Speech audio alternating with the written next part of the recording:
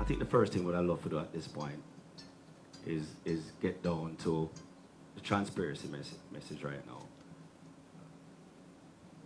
There's been concerns of whether or not these funds that we earmarked for the ICU.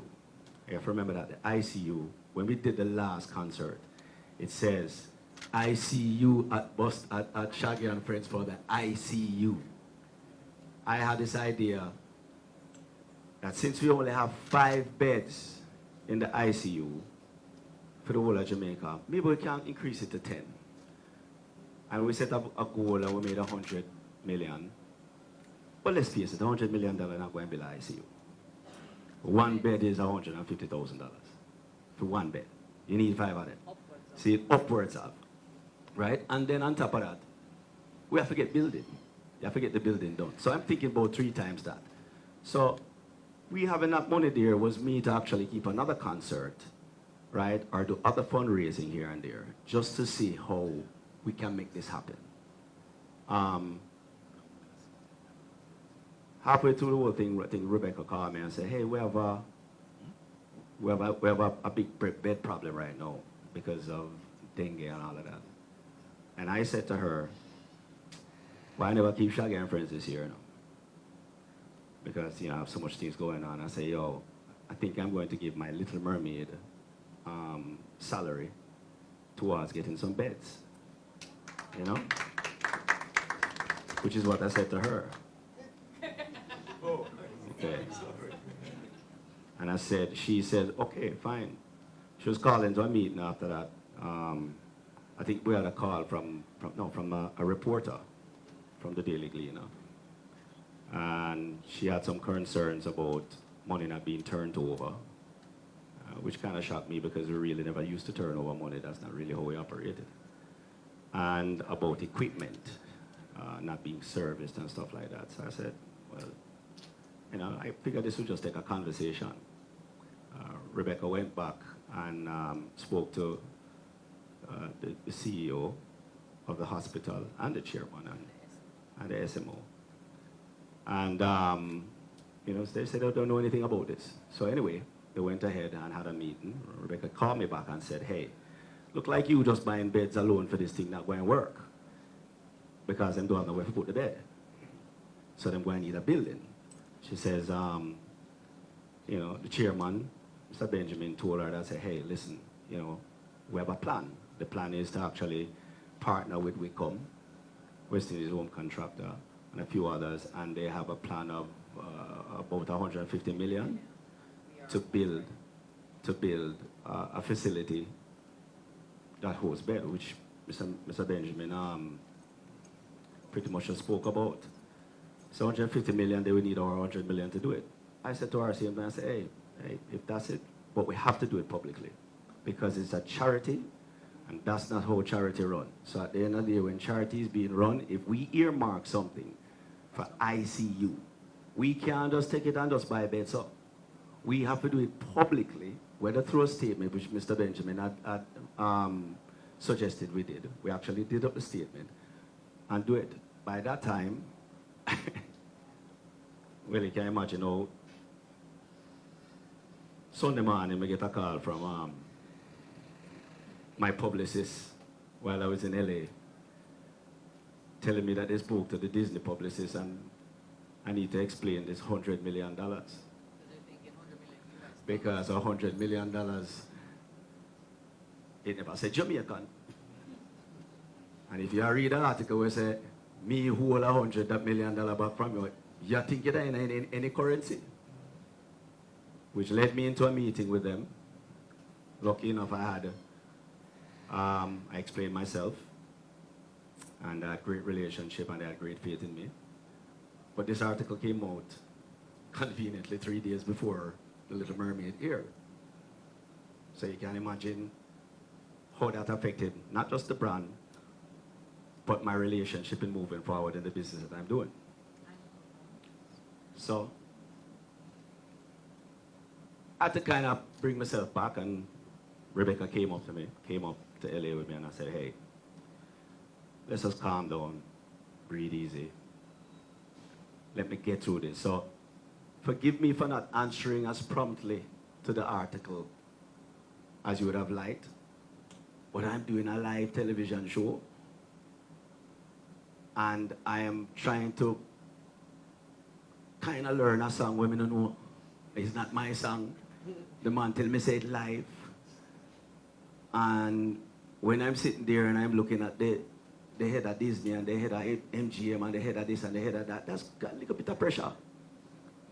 So I told her when she came, I said, I don't want to hear no about Shaggy and Friends. Let me just focus on this. Anyway, we did it. We're successful, and now it's time to get back to what this is about. Because we earmarked it for that, the main thing, you have to understand this. We had a letter that came to us from, and I'm talking full transparency here, that's what I'm saying, from the ministry that called us to come in and have a conversation about how the money that we've collected and how we should spend it or whatever it is. That was the gist of the letter. I found that illustration, copied on the letter was myself, Sharon Burke, and Rebecca. I was overseas. And in fairness, I did not answer the email because I figured I them of it because me over here. So. In their defense now, they normally don't get letters from the ministry. How they deal with the ministry is through the hospital. That's period. This is the first time we get letters from the ministry itself because let me explain something to you. When we started Shaggy and Friends, the first meeting we had in my little living room there, so I think William was there a lot. When we had all the sponsors, it was clear. Now remember, 10 years before that, or 9 years before that, I used to just take my own money and just deal with it. Call Dr. Ennis and say, tell me what you want. And he said, boy, yes, I want this machine and I want that. And I cut him a check and him deal with it. Now it's a charity situation, and we're doing this thing. All the sponsors made it clear to me at that point. Say, Shaggy, we will come on board for this, but we do not want to involve government. That was what they said. So we said, no, at this point, then, all right, then, well, we will buy the equipment, then, and we will handle the money. No, we had no intention of doing this. Right? Yes, an audit. Now, we never we just want to make some money from our concert, get the hospital, and then go to them thing. But because the sponsor says, and they were very adamant about that, we had to now find ourselves doing bigger work. No, this is a mom and pop thing situation. I don't know nothing about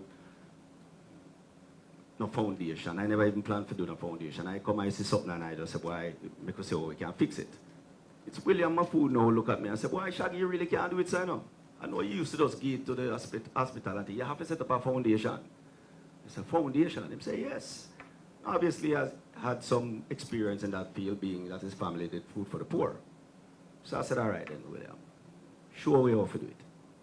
And we went ahead and we created what is now the Shaggy Make a Difference Foundation.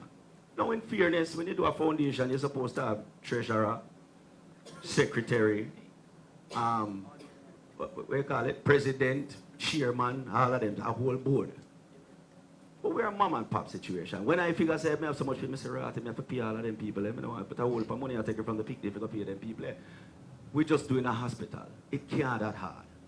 Rebecca, we're going to just buy the equipment them, you're going to carry them in, see, you're going to monitor it with the hospital. When you need it to get repair, you call them call it. Why a couple equipment broke down in a while, you can, right? And she do like an audit every 2 years, and bam, bam, bam, fix it. Not brain surgery. It's that easy, you know? So as you go along, we find ourselves in this situation where now this is becoming bigger and bigger and bigger and bigger and bigger. And like Mr. Benjamin said, Bustamante is like a bucket with about 500 holes. No matter how much you full it, it's not going to start. It's not going full. It just come like that. But we were committed to it, and we wanted to go ahead with it.